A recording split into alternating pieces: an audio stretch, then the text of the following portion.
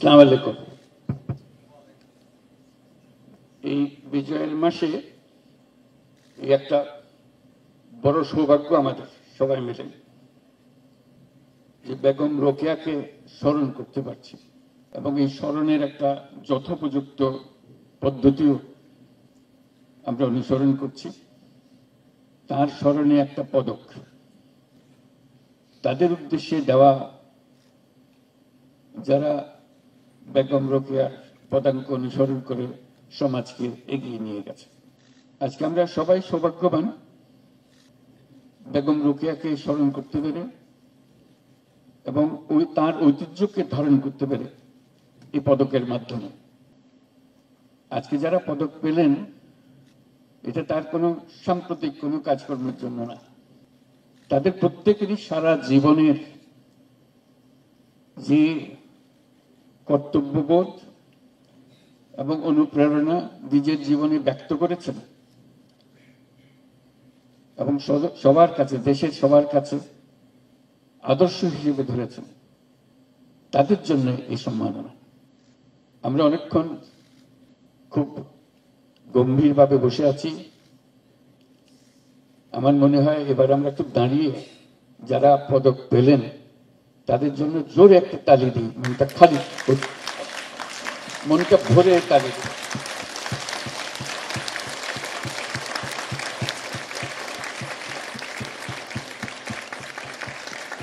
ধন্যবাদ।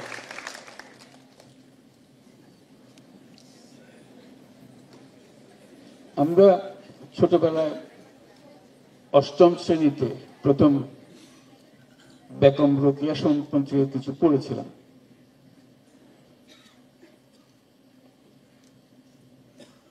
কেন পড়ানো হচ্ছিল তখন তত বুঝিনি, কিন্তু যতই উপরের শ্রেণীতে গেছি এই নাম বারে বারে ফিরে এসছে এবং অবাক হয়েছি তার কর্মকাণ্ড দেখে, তার চিন্তা ভাবনা দেখে।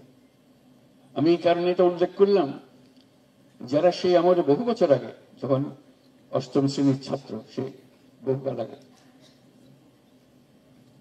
যারা এই পাঠ্য বই প্রণয়ন করেছিলেন, তাদের মাথায় যে চিন্তা ছিল যে এই বেগম রোকেয়ার কথাটা বইতে ঢোকালে এটা কাজে লাগবে, তাদেরকে আমি স্মরণ করি আজকে, যারা সিদ্ধান্ত নিয়েছিলেন। ধন্যবাদ জানাই। আজকে যারা পাঠ্যপুস্তক রচনা করেন তাদের কাছে আহ্বান জানাচ্ছি, এরকম কতজনের নাম, কত চিন্তার বীজ এই ছোটবেলার ছোট্ট বইটাতে আপনারা দিচ্ছেন, সেটা চিন্তা করার জন্য। কারণ ওর মাধ্যমেই উঠে আসবে নতুন চিন্তা, নতুন ভাবনা। রোকেয়া সম্বন্ধে আমার যেটা প্রথম স্ট্রাইক করেছিল, এখনো করে, তার সাহস এবং কি পরিস্থিতিতে উনি বড় হয়েছেন সেটা সবার জানা আছে। আমাদের আজকের তুলনায় সম্পূর্ণ ভিন্ন।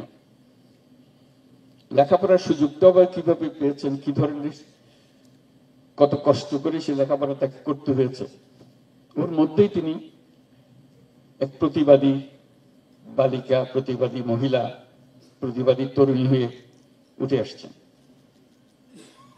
আমি সেই বিস্তারিতের মধ্যে যাব না, শুধু একটা বিষয়ে উল্লেখ করব, তার কল্পনা শক্তি। কাজের বর্ণনা করব না, সেটা অনেক বর্ণনা পেয়েছেন। তার কল্পনা শক্তি আমাকে অবাক করে, এবং এই কল্পনা শক্তি আমাদের সবার আছে, কিন্তু আমরা বেগম রোকেয়ার মতো করে তাকে ব্যবহার করতে পারছি না। এখানে কেউ বাধা নেই, কল্পনাতে কারো কোনো বাধা নেই। বলতে পারবেন না সরকার আমাকে বাধা দিয়েছে, পরিবার আমাকে বাধা দিয়েছে, তা বলা যাবে না, কারণ এখানে বাধা নাই। কল্পনার শক্তি মানুষের সমস্ত শক্তির ঊর্ধ্বে, সর্বোচ্চ। এটাতে কোনো পয়সা খরচ নেই, এটাতে কোনো আয়োজন নেই, শুধু মনটাকে ছেড়ে দাও, এবং বেগম রোকেয়া সেটা করেছে। এই যে কল্পনা শক্তি, তার সুলতানার স্বপ্ন, অবাক লাগে। কি চিন্তা তার, এবং সে চিন্তা লিখে গেছে, মনকে আরেক দুনিয়াতে নিয়ে গেছে। কল্পনা, কল্পনার শক্তিটা আসে এই জন্য,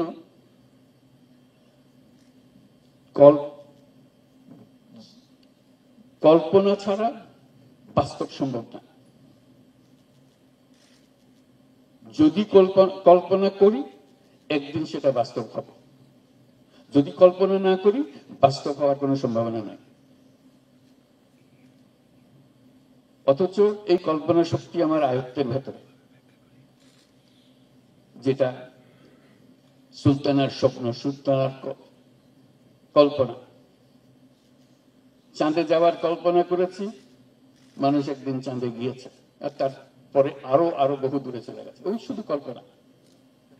যদি চাঁদে যাওয়ার কল্পনা না হতো, এই দুঃসাহসিক অভিযান আর হতো না। আজকের দিনে আমার মনে হয় এই অনুষ্ঠান, যেটা আমরা বেগম রোকেয়াকে স্মরণ করছি, শুধু যারা তাদের জীবন উৎসর্গ করেছেন তার কল্পনা শক্তিকে আরো এগিয়ে নিয়ে যাওয়ার জন্য, কর্মের মাধ্যমে এটা প্রমাণ করার জন্য, সেটা অবশ্যই আমাদের রাষ্ট্রীয় দায়িত্ব, আমরা সেটা পালন করব। কিন্তু দিনটা শুধু পদক প্রদান পর্যন্ত যেন সীমাবদ্ধ না থাকে।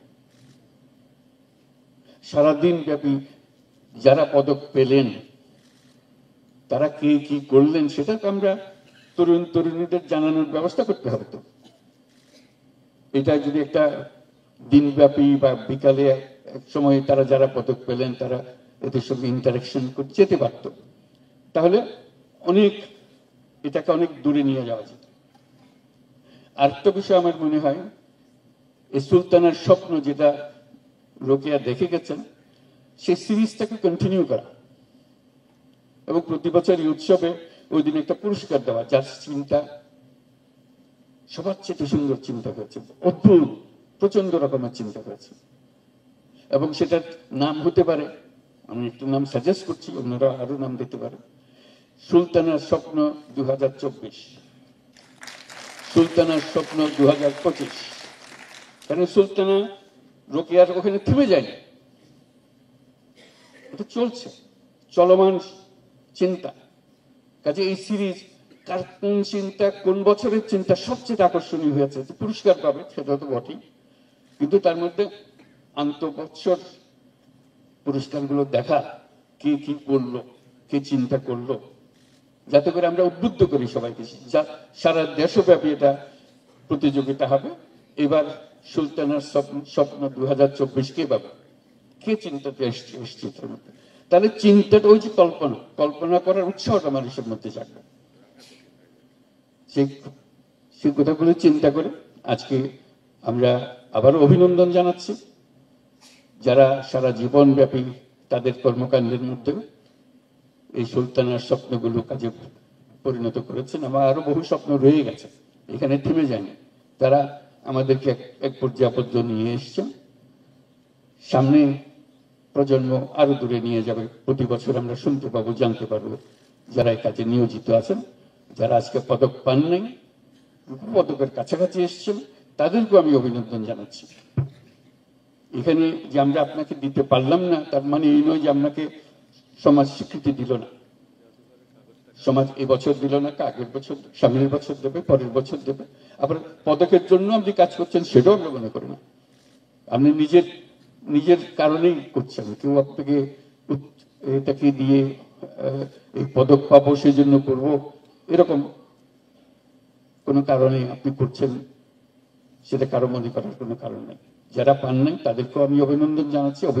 আপনাদের কাজগুলো আমাদের সামনে আসছে এবং সমাজের পরিবর্তন আসছে আপনাদের কাজের মাধ্যমে।